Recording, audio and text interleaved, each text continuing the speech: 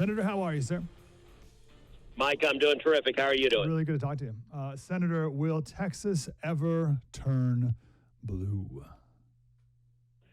Well, I certainly hope not, but I'll tell you, we've got a battle going on right now. Chuck Schumer has been explicit. He has named me his number one target in the country. And as we sit here today, Schumer and George Soros are spending over $100 million trying to beat me in this Senate race. We are less than 70 days out from the election right now. They are flooding the state with cash. And I'll tell you, Mike, there have been 2 polls in the last week that show this as a 2-point race. It is a real battle. And Schumer and the radical left, they know if they ever flip Texas, that they take the whole country with it. Yeah, it's over. Now, your opponent in the Senate, Colin Allred, he's a former Tennessee Titan football player. He has a vertical jump of 34 inches, and he can run the 40 in 4.85. Can you beat him, Senator, in any feats of strength? I might be able to take him at foosball, but I am confident I will not meet him on the gridiron. He spent 5 years in the NFL, but that's okay because his voting record. Actually, if I was competing against the person his voting record is identical to, I think I'd do pretty well, which is the first 4 years Colin Allred was in the House of Representatives. He voted with Nancy Pelosi 100% of the time. He literally did not deviate on a single vote.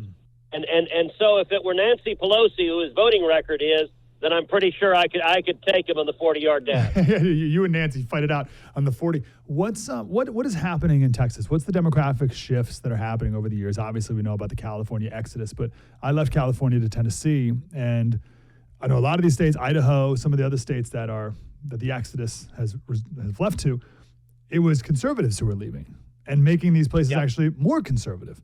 Has that happened in Texas or no? So yes and no, and I would break the intrastate migration into 2 groups.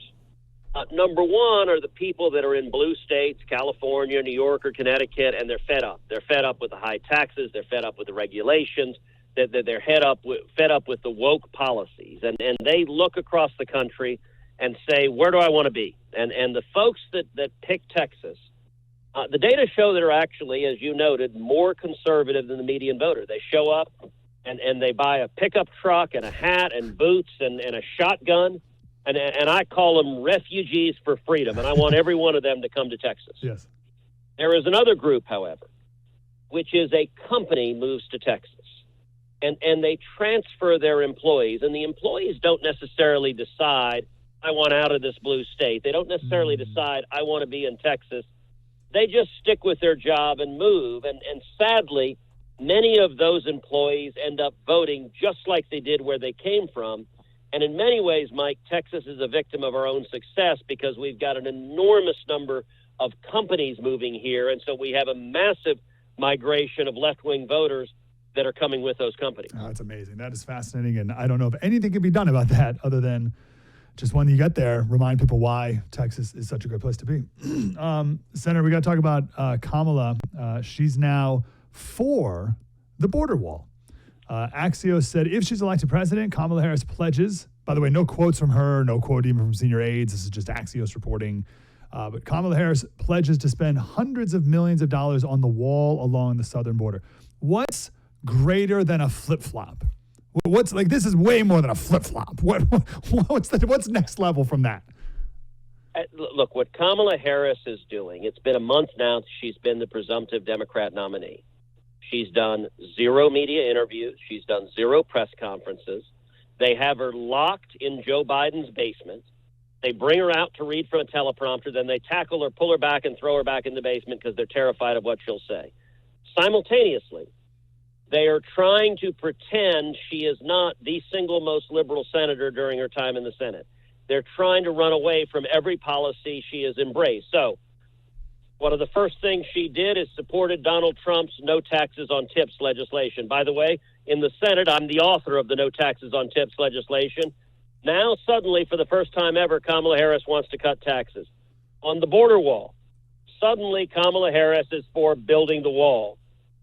By the way, my opponent, Colin Allred, is doing the exact same campaign as Kamala Harris. Okay. He is hiding in Joe Biden's basement. He does almost no media interviews. It's been 63 days since he's done a press conference. He doesn't answer questions.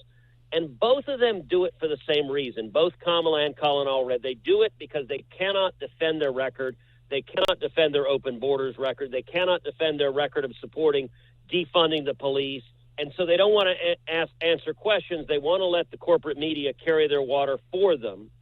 And so I think it's incumbent on the rest of us to focus on the facts, to focus on that Kamala Harris has opposed the wall over and over and over again. She has been the border czar for 4 years. Colin Allred has voted for Kamala Harris's open borders over and over and over again.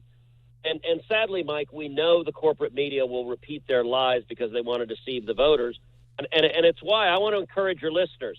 If you want us to be able to communicate the truth, then we've got to have the resources to counteract the $100 million coming from Chuck Schumer and George Soros. So I want to encourage folks, go to tedcruz.org, tedcruz.org. Go to tedcruz.org and make a contribution. Give 25 or 50 or $100 or even more, because the way we counteract the millions from the radical left is patriots across this country who go to tedcruz.org and make a contribution to give us the resources to spread the truth and contrast it with the lies of the left.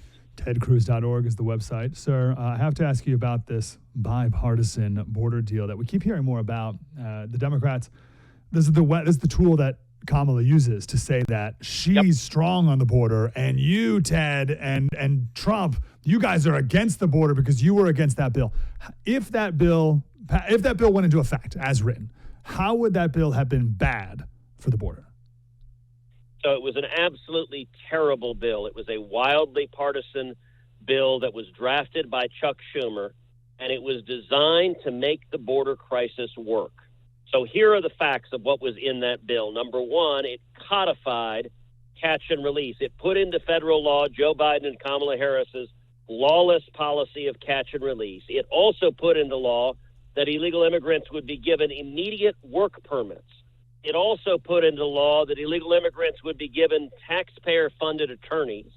It gave billions of dollars to sanctuary cities and to non-governmental organizations that are assisting the human traffickers. And the very worst part about the bill, it normalized 5,000 illegal immigrants a day. That adds up to 1.8 million illegal immigrants a year, every year in perpetuity. As the lead author of it was a guy named Chris Murphy, very liberal Democrat who was operating under Chuck Schumer's orders. Chris Murphy said this bill never seals the border. It never closes the border. He was being honest. That's why Kamala Harris says she supports it, because she wants to put into law her open border policies. Contrast that, Mike, with what Donald Trump did in office. When Donald Trump was president, I worked hand in hand with him to secure the border, and we achieved incredible success. So much so that by the end of Trump's first term in office, we had produced the lowest rate of illegal immigration in 45 years. That's what Joe Biden and Kamala Harris and Colin Allred inherited, was the lowest rate of illegal immigration in 45 years. They deliberately broke the border, put in catch and release, and the numbers skyrocketed to what we have now, the highest rate ever recorded. So no one knows those 5 points that you just made about what the bill actually was. So Kamala is able to come out and say, well, it's bipartisan, but she's also able to say that that's like a strong border bill. And is she able, does she point to, and is there any truth to, that it hired more border agents? I think that's what they keep saying. It had some nominal funding for Border Patrol agents, but the problem is, under Kamala Harris and under that bill, those Border Patrol agents were ordered to do catch and release. So it doesn't matter if you hire more agents. Yeah. Look, I spend a lot of time on the southern border. In my race for re-election, the Border Patrol Union has enthusiastically endorsed me. They've been campaigning all over Texas with me. I'll tell you, the Border Patrol agents are frustrated as all get out because under Joe Biden and Kamala Harris and Colin Allred's catch and release, when they apprehend someone, they're required to let him go. And that is what has produced 11.5 million illegal immigrants, an invasion of this country, and Kamala Harris wants that invasion to continue. Yeah. Yeah. Biden, I remember in the debate, Biden said he's endorsed by the Border Patrol, and the Border Patrol came out on Twitter immediately. No, we have not. Yep. What is your analysis as to why the Democrats want an open border? I think it's purely politics. They look at the 11.5 million illegal immigrants, and they see future Democrat voters. They see some of them they hope will vote illegally in this election, and the rest of them they plan to vote in future elections when they hope they'll take control and grant amnesty and voting rights to all of them. This is all about power, and it means Kamala Harris and Colin Allred are willing to look the other way at the people who are dying. They're willing to look last year, 853 migrants died crossing illegally into this country. Colin Allred and Kamala Harris don't care. They want them to keep dying at their open borders. Yeah. They're willing to look the other way at the children who are brutalized. I'll tell you, Mike, when you look in the eyes of little girls and little boys who've been repeatedly assaulted by human traffickers, it is horrific and it is wrong. When you look in the eyes of women who have been repeatedly sexually assaulted, it's horrific and wrong. And Colin Allred and Kamala Harris are willing to look the other way. Why? Because all they care about is votes. You may remember in Milwaukee at the Republican convention, my speech there was entirely on this topic, and it was entitled Every Damn Day.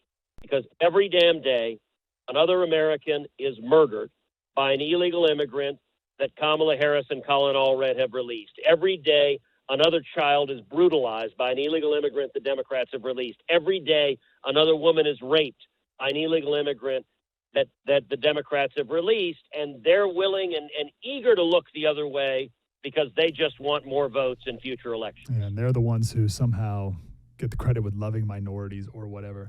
Have you ever met with Kamala one-on-one as Senate colleagues? Have you ever just swung by her office and talked about something? So I have. I know Kamala well. We were both on the Senate Judiciary Committee. She was on the Senate Judiciary Committee consistently a hard left-wing vote. 100% of the time, you could always count on her. The nonpartisan tracker ranked her as the single most liberal senator. In other words, her voting record was to the left of Elizabeth Warren and to the left of Bernie Sanders. That ain't easy to do. She has, in the Senate, compared ICE, the Immigration and Customs Enforcement officers, to the Ku Klux Klan. She is radical and extreme. Although I will say I did enjoy one moment with Kamala, which is in 2017 when the Astros were playing the Dodgers in the World Series. I had a wager with her over the outcome of the World Series, and I'm very glad to say I won that wager.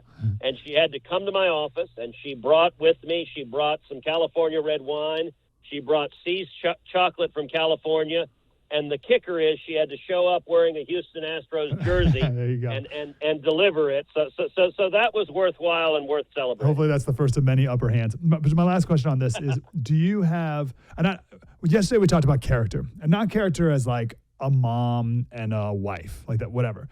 I'm talking do you have any insight into her character as a leader and potential commander-in-chief? Well, look, as commander-in-chief, what I would point to is her record and Joe Biden's record the last 4 years. You know, one of the strangest and most surreal parts about her convention speech, and as you know, I do a podcast every week. It's called Verdict with Ted Cruz. We do it Monday, Wednesday, and Friday, and immediately after her convention speech, the next podcast episode, it analyzed her speech. It broke it down. And the strangest part of her speech is it was utterly disconnected from reality. She gave that speech, and she's running this campaign as if she's the challenger, as if she's from the outside, and she's going to change everything. She is the sitting vice president. Joe Biden is, theoretically at least, still the sitting president. It is her policies. So you want to know what kind of commander-in-chief she is? Well, Kamala Harris and Joe Biden inherited peace and prosperity. We now have two simultaneous wars. We have the biggest war in Europe since World War II, the worst war in the Middle East in 50 years, and Kamala Harris and Joe Biden have spent 4 years undermining our allies systematically and showing weakness and appeasement to our enemies. Every enemy of America is stronger today because Kamala Harris is so weak in office. By the way, Tim Walz, her vice presidential nominee, literally honeymooned in communist China. That's how in bed with China he is. That's friggin' weird. I don't know where you honeymoon. I went to St. Thomas. I went to the beach to walk barefoot on the beach with my wife and drink a daiquiri and try to give my parents grandbabies. Not Tim Walz. He wanted to visit with the comrades in China. And so what kind of commander-in-chief would she make? The kind of commander-in-chief that surrenders to our enemies and undermines our allies. And by the way, especially the nation of Israel. Joe Biden and Kamala Harris have undermined Israel every day of the last 4 years, and we can't have another 4 years of their doing the damage they've done to American safety and security like they've done the last 4.